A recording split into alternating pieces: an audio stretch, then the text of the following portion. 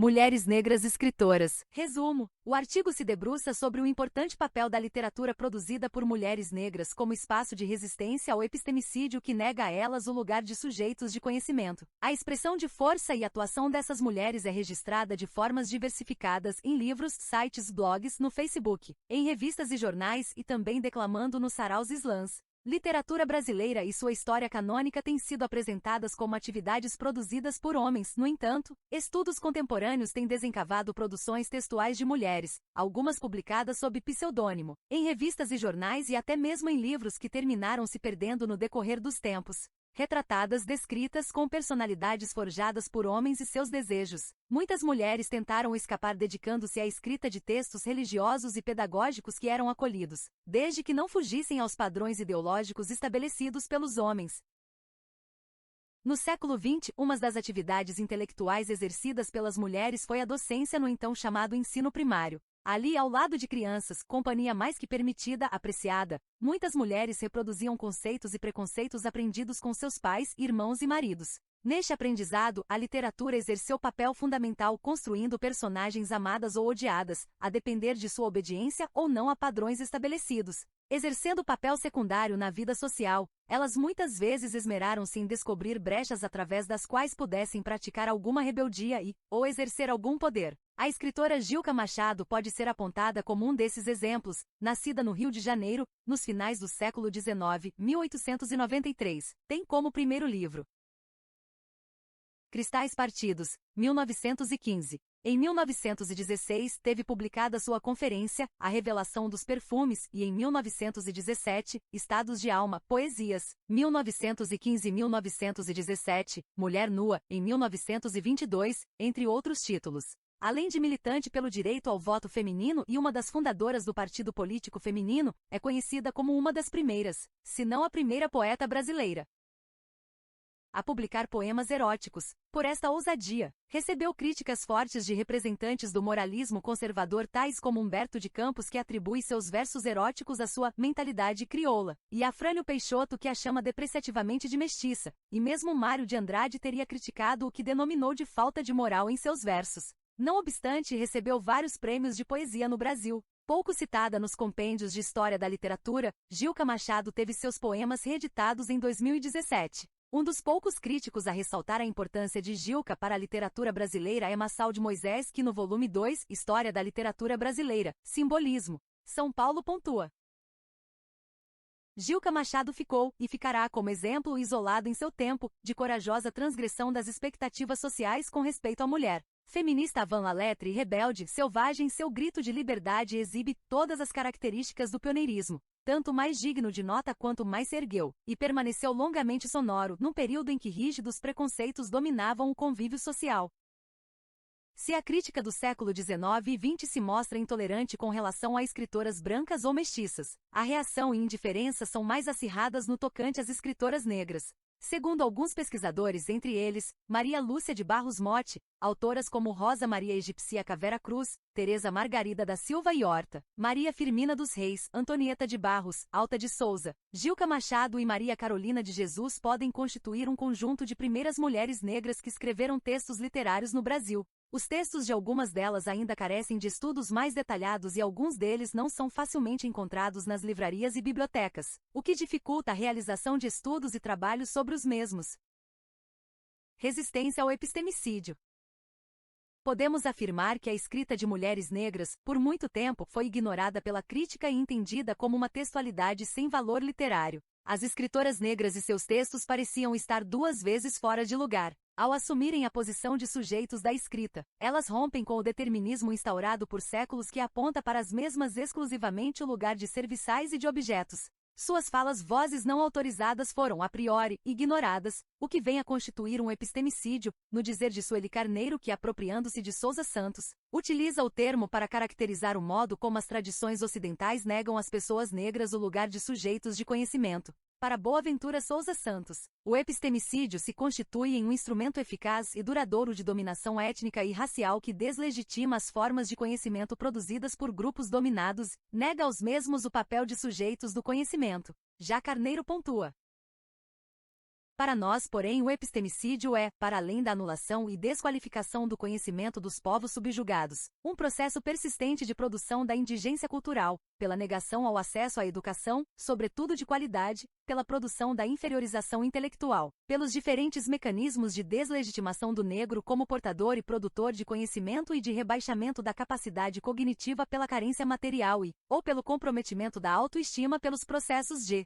discriminação correntes no processo educativo. Isto porque não é possível desqualificar as formas de conhecimento dos povos dominados sem desqualificá-los também, individual e coletivamente, como sujeitos cognoscentes. E ao fazê-lo, destitui a razão, a condição para alcançar o conhecimento legítimo ou legitimado. Por isso o epistemicídio fere de morte a racionalidade do subjugado ou a sequestra, mutila a capacidade de aprender, etc. Deste modo, toda atuação de homens e mulheres do continente africano e da diáspora africana é ignorada como parte do patrimônio cultural da humanidade. E mais, reiteradamente é apontada uma suposta inferioridade intelectual e criativa das pessoas negras que justificaria o desprezo às suas ponderações e expressões criativas. Porém, as mulheres negras reagiram e reagem. Elas falaram, cantaram e escreveram. Insistiram em manter acesa a chama de sua criatividade e figuram como exemplos para outras mulheres negras que contemporaneamente fazem uso da palavra em livros, sites, blogs, jornais e revistas, compartilhando suas leituras do mundo, do Brasil e das suas histórias. A estudiosa Ana Rita Santiago, por exemplo, tem se dedicado a analisar textos de poéticos de mulheres negras, enfatizando marcas das construções de si e de seus diálogos com as tradições africanas e as estratégias para romper com as formas de invisibilização e silenciamento. A poesia negra contemporânea pode ser lida como resultado da reação histórica de mulheres negras ao epistemicídio, ao silenciamento, nos contatos com outras mulheres de grupos étnicos diversos, nos embates com os instrumentos da dominação escravista, nos mecanismos de preservação de aspectos religiosos, linguísticos ou de conhecimentos variados. As mulheres utilizaram cantos e cânticos como arquivos da memória antes mesmo de acessarem a escrita ocidental. No Brasil, os batuques, a capoeira, o samba, os congados, os maracatus, os candomblés, os cocos, entre outras expressões culturais, foram proibidos zelosamente pelos agentes policiais. Porém, como aponta Conceição Evaristo no poema Meia Lágrima da Língua Cortada, digo tudo, amasso o silêncio, e no farfalhar do meio som, solto o grito do grito do grito, e encontro a fala anterior, aquela que emudecida conservou a voz e os sentidos nos labirintos da lembrança. O sujeito poético, diante da violência da pedagogia colonial, é capaz de refazer sua fala, reconstituir sua cultura, através do silêncio, dos meios-sons, os sentidos que garantem a sobrevivência de histórias e dos conhecimentos, consegue reagir ao epistemicídio secular. Para Glisson, a empresa colonial forçou o contato entre culturas, propiciando a formação de culturas mistas criolizadas. Propositor de uma poética da relação, ele afirma: no mundo atual temos plena consciência de que as culturas e as civilizações estão em contato constante umas com as outras. A poética da relação consistiria no abandono da pretensão de encontrar a verdade somente no círculo estreito de nossa subjetividade. E penso que essa necessidade de superar a própria subjetividade, não com o objetivo de ir em busca de um sistema totalitário, mas sim de uma intersubjetividade do todo mundo. A função de toda literatura é a de participar desta busca. A produção de mulheres negras, inserida neste contexto, pode ser lida como uma estratégia de resistir ao epistemicídio, à quebra de fronteiras rígidas, às pequenas insurgências nas práticas cotidianas e artísticas. Os movimentos sociais de rememoração de histórias impuseram às culturas dos países colonizados um colorido diversificado, um tom diferente, tom e cores que, na maioria dos casos, foram descritos como intervenções da cultura popular, a qual foi atribuído um significado hierarquizante e redutor. No entanto, por toda a diáspora, a cultura popular foi um dos espaços políticos de reconfiguração de identidades na diáspora. Os jongos, os sambas apresentaram crônicas do cotidiano e versões da história que foram transmitidas de boca em boca. Nos 2 últimos séculos, a literatura escrita também tem se consolidado como um dos espaços de resistência e criatividade negras na diáspora. Concordo com Paul Gilroy quando ele afirma que a diáspora se constitui uma chave produtiva para pensarmos as culturas negras como revestidas de sentidos tecidos a partir da história da escravização e dispersão de africanos e seus descendentes por várias partes do mundo. Ela possibilita trabalharmos em tensão com as chaves da similaridade e também as da diferenciação. A diáspora fornece pistas e indícios valiosos para a elaboração de uma ecologia social de identidade e identificação cultural, que nos leva para muito além do dualismo. Na diáspora, as subjetividades destas mulheres marcadas por discriminações variadas, entre elas, as de base étnico-racial e de gênero, são forjadas na dupla relação com memórias pessoais e coletivas. Seus textos constituem uma modalidade poética no interior da literatura brasileira, uma linhagem caracterizada pela busca de uma poética, estética cultural que apresente especificidades das diferentes vidas das mulheres negras, pela tentativa de inserção na vida política, cultural e literária do país. Para isto recorre a várias formas de trabalho poético, desde a metalinguagem até o diálogo intertextual com a literatura canônica. Se entendemos a poesia como dicção que estabelece ligações entre os seres humanos e suas histórias e culturas, entenderemos a produção de mulheres negras como criadora de uma poética da relação no sentido proposto por Glissant, poética que fala de si, compartilha seus anseios e também se abre para conhecer e falar a respeito dos anseios e histórias de outras pessoas. Podemos afirmar que é gestada uma textualidade diversificada, como acontece com toda a produção literária contemporânea no Brasil. De fato, constata-se um número crescente de textos de autoria de mulheres negras, algumas mais experientes, outras mais jovens. O século XXI já apresenta quantidade expressiva de mulheres negras escrevendo em livros, sites, blogs, no Facebook, em revistas e jornais e também declamando nos saraus slams. Tanto nos aspectos temáticos quanto formais, podemos observar a impossibilidade de uma caracterização que abarque a diversidade desta produção. As conquistas advindas dos avanços tecnológicos permitem que publicações circulem para além do suporte livro e favorecem que se efetivem diálogos entre leitores e autores. Se nas décadas de 1980 e 1990, as escritoras negras publicavam principalmente nos cadernos negros, hoje, além do periódico, surgiram outras antologias e as autoras negras fazem dos blogs, individual ou coletivamente, o principal veículo de circulação de seus textos. A poesia escrita por mulheres negras na contemporaneidade aborda as experiências pessoais de construir identidades na interseccionalidade de categorias como étnico-raciais, de gênero, de classe, dentre outras. No entanto, não podemos dizer que a temática se restringe a falar da pessoalidade. O diálogo com as tradições africanas e diaspóricas comparece como tema frequente nesta poética. Na tentativa de apontar aspectos da pluralidade desta dicção, destacamos ainda a preocupação com a história, a religiosidade, a crítica social, o erótico. A poesia desafia os cânones contemporâneos ao realçar demandas de grupos não hegemônicos. O quadro diversificado e múltiplo exige uma base epistemológica ampla, aberta, que seja capaz de abarcar conhecimentos e experiências que foram sistematicamente desqualificadas e apreciá-los segundo outra perspectiva poética e crítica. Arrisca uma definição do que ela denomina poesia preta feminina. Poesia preta feminina, preciosa na monotonia da paisagem, representa nossa diversidade, entra na roda com muito axé. Também eu acredito que a heterogeneidade de vozes consiste em uma das importantes marcas desta produção. No presente texto não me deterei em apontar as diferenças entre literatura preta feminina, literatura negra feminina negra ou literatura afro-brasileira produzida por mulheres. Não ignoro as nuances de sentido de cada expressão, porém uso-as indistintamente no texto, focalizando principalmente as vozes poéticas negras que falam de si e suas histórias através do texto poético. Um dos temas frequentes na textualidade em foco é a descrição e também a relação com o corpo. A cor da pele e os sentidos que adquire através dos tempos têm sido tematizados por uma série de poetas negras enfatizando as suas várias possibilidades de representação,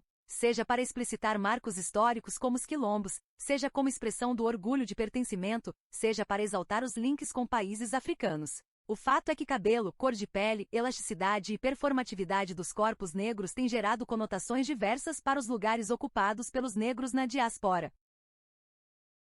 Stuart Hall, ao fazer 3 comentários incompletos a respeito da riqueza das tradições diaspóricas, no texto Que Negro é Esse na Cultura Negra, afirma: pensem como essas culturas têm usado o corpo como se ele fosse, e muitas vezes foi, o único capital cultural que tínhamos. Temos trabalhado em nós mesmos como em telas de representação. Nota-se que as mulheres negras investem em um trabalho de ressignificação dos seus corpos e do corpo negro em geral. O corpo negro é vilipendiado pelo racismo e o sexismo impõe ao corpo da mulher uma dupla carga de opressão. Nem mesmo os avanços contemporâneos têm sido suficientes para retirar as mulheres negras de representações que as aprisionam a papéis que enfatizam a objetivação. Poetas negras buscam representar seus corpos fora dos enquadramentos racistas e sexistas, destacando seu papel histórico na tessitura das relações familiares, sociais, econômicas e culturais. A noite não adormece nos olhos das mulheres, a lua fêmea, semelhante nossa, em vigília atenta vigia, a nossa memória. O sujeito poético feminino ressalta o papel de guardiã atenta da memória, daquelas memórias que cortaram o Atlântico, cantos, danças, contos, tradições culinárias, medicinais e religiosas. Resistindo e lutando, às vezes silenciosamente, outras nem tanto, as mulheres como, por exemplo, Luísa Maim, Maria Firmina dos Reis, artistas, tantas professoras primárias por este vasto Brasil, fizeram de seus corpos instrumentos de intervenção e atuação na vida social brasileira, como a ratificar os versos de Evaristo: a noite não adormecerá, jamais nos olhos das fêmeas, pois do nosso sangue mulher, de nosso líquido lembra disso, em cada gota que jorra, um fio invisível e tônico. Pacientemente cose a rede de nossa milenar resistência, a resistência tecida nos fios do cotidiano de carências e nos desafios das mesmas. A estudiosa Ana Lúcia Souza, ao falar de práticas criativas urbanas de autoria de jovens negros, destaca tais produções como expressões de letramentos de resistência e explica: os letramentos de resistência mostram-se singulares, pois, ao capturarem a complexidade social e histórica que envolve as práticas cotidianas de uso da linguagem, contribuem para a desestabilização do que pode ser considerado como discursos já cristalizados em que as práticas validadas sociais de uso da língua são apenas as ensinadas e aprendidas na escola formal. Ora, o sistema educacional e a tradição literária definem não somente quem está autorizado a produzir literatura, mas também sobre o que deve o autor escrever. Os textos em foco investem contra tais definições e constituem sujeitos poéticos que, partícipes da milenar resistência, apresentam seus anseios e seus corpos e reescrevem histórias e sentimentos e compartilham as suas vivências com mulheres e homens. Cristiane Sobral, também autora de vários livros de poemas, elabora, na maioria dos textos, uma poética que busca explicitamente uma interlocução com diversos leitores, enfatiza a resistência como uma das características do sujeito poético feminino e, principalmente, a disposição deste sujeito para quebrar paradigmas estabelecidos e contestar essencializações. Em livro intitulado Só por hoje vou deixar o meu cabelo em paz. A poeta faz exatamente o contrário do que pode sugerir o título. Em muitos poemas se reporta ao corpo negro com foco no cabelo, aspecto corpóreo dos mais utilizados pelos discursos representacionais, como afirma Nilma Gomes, o corpo é uma linguagem, e a cultura escolheu algumas de suas partes como principais veículos de comunicação. O cabelo é uma delas. A poeta faz do cabelo uma metonímia para abordar representações das identidades negras, principalmente das mulheres negras, estabelecendo uma relação entre exterioridade, cabelo, interioridade, subjetividade e identidade negras no poema Espere o Inesperado, a Ordem dos Lisos, da branquitude e do sexismo é chacoalhada pelo pente tridente que, além de sua função para os cabelos, evoca Exu, o criador de ordens diferentes, o dono das encruzilhadas, o que traz novas ordens, ampliando, assim, noções e conceitos de histórias e memórias. Diferente, o meu pente, quase um tridente, transforma a ordem sem fazer desordem. Em outro momento, Cristiane Sobral constrói um eu poético que se define como agente e sublinha intensamente a identidade deste sujeito, pássaro preto, águia negra sempre detentora do poder de recriar-se. Forjo uma pele nova a cada momento. Sou pássaro preto, estendo as minhas asas, coloco fogo na dor, espalho as cinzas negras pelo meu corpo, forjo uma pele nova a cada momento, jogo as cinzas ao vento, e voo águia negra, a ressuscitar diante de qualquer tempestade. Já a poeta Lívia Natália, partícipe da milenar resistência, investe em apresentar o corpo da mulher negra a partir de uma estratégia que brinca com os sentidos dicionarizados de relicário. No poema homônimo mistura devoção, memória, relíquias. Assim representado, o corpo do sujeito poético transita como agente entre passado, presente e futuro, vida privada e pública, o esperado e o inusitado, périplo de rotas insondáveis. Meu corpo é das delicadezas, enxovais completos, toalhas brocadas, iniciais maiúsculas no tapete do chão. Meu corpo é um antiquário, memória fina do inútil, seara do translúcido. Meu corpo é das delicadezas, asas de transparente voar, périplo de rotas insondáveis. O sujeito poético feminino apodera-se dos sistemas de representação para se autodefinir, escolhendo os vínculos que lhe permitem falar de si, produzir identidades fora de modelos produzidos por olhares estreitos. Além de agentes no sistema representacional, as poetas negras se colocam como fazendo parte de um universo assumidamente heterogêneo, que recusa identidades unas ou fixas. Assim, ao falar de mulher negra, Mel Adum no poema Pretas, Negas, Neguinhas desde o título, anuncia a recusa à homogeneização representacional. O eu poético utiliza o plural para tensionar e romper o enquadramento em duas ou três imagens fixas que permeiam os discursos literários hegemônicos. As mulheres negras no poema evidenciam a diversidade muitas vezes escondida na expressão mulher negra, e finaliza o poema. Somos negras de todos os tons, as recatadas, as exibidas, as fartas, as na medida, as de parar o trânsito e também as desenchabidas. Antologia da poesia negro-brasileira erótica.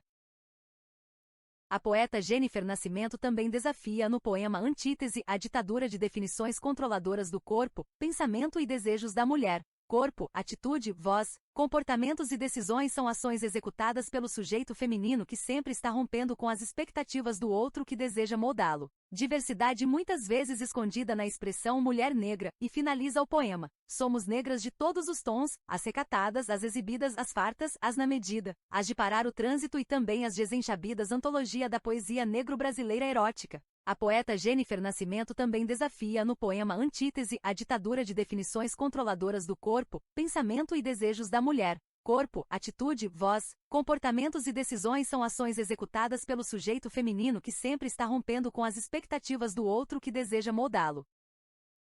Pediram um corpo escultural, eu não tinha. Quiseram uma mulher ignorante, eu já tinha lido o suficiente para me proteger. Sugeriram que eu não opinasse em assuntos de homem, eu nunca consenti em calar. Submeteram meu corpo e meu psicológico à violência, eu me juntei a outras como eu para superar. Compraram vaidades para que eu me adequasse, eu envaideci aprendendo palavras de ordem na luta. Exigiram fidelidade e submissão, eu rompi por amor próprio. Cagaram 1001 regras de conduta, eu mandei pra puta que pariu e sorri feliz. Empoderadas, mulheres negras investem em transformar as imagens que lhes foram impingidas, desejam transformar os modos como são vistas e para isto empreender uma luta, com vistas a fazer intervenções no sistema de representação redutor. A poetisa Jovina S., no poema Herança de Mãe, seleciona os elementos que vão caracterizar a resistência de mulher negra. Traça uma genealogia de escrita e de experiência com a vida em que a vontade, a criatividade do sujeito poético são marcas decisivas, em outras palavras, representa o sujeito poético feminino e negro como agente, sujeito das ações e das representações.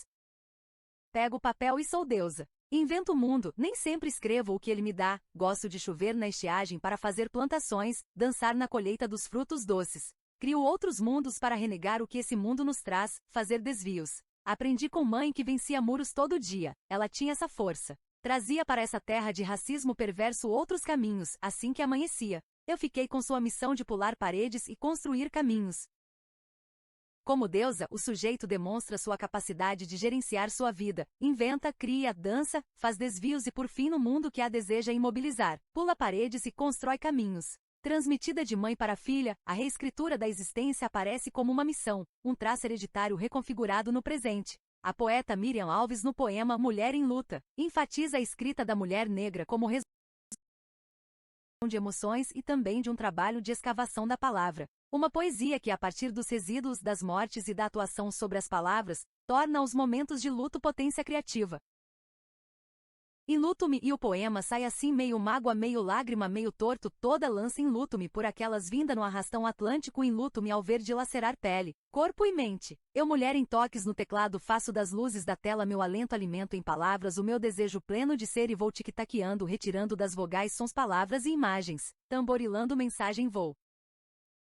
A escrita em foco também se detém em diálogos com a tradição canônica e também com uma tradição de escrita negra. A intertextualidade e a metalinguagem aparecem como demonstração do desejo de diálogo crítico, a exemplo do texto de Conceição Evaristo no poema Carolina na hora da estrela, no meio da noite Carolina corta a hora da estrela. Nos laços de sua família um nó, a fome. José Carlos masca chicletes. No aniversário, Vera Eunice desiste do par de sapatos, quer um par de óculos escuros. João José na Via Crucis do corpo, um sopro de vida no instante, quase a extinguir seus jovens dias. E lá se vai Carolina com os olhos fundos, macabeando todas as dores do mundo. Na hora da estrela, Clarice nem sabe que uma mulher cata letras e escreve. De dia tem o sono e de noite poesia.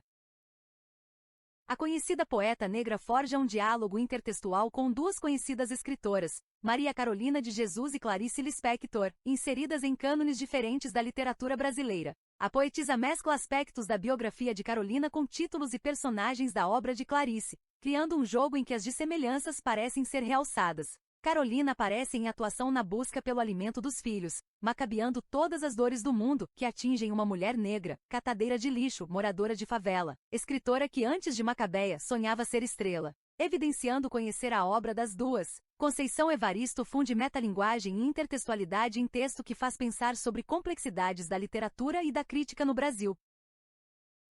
As intervenções poéticas das mulheres negras citadas e de tantas outras como Esmeralda Ribeiro, Rita Santana, Elisandra Souza, Cidinha da Silva, e outras, trazem para a cena reflexões, teorias, memórias das dores, alegrias, vitórias e empoderamento de mulheres que fazem de seus sentimentos, de suas histórias, de seus corpos negros palco para exibição de dramas, os pessoais e também outros gestados em histórias e memórias coletivas e principalmente, no desejo de validação de seus textos e saberes.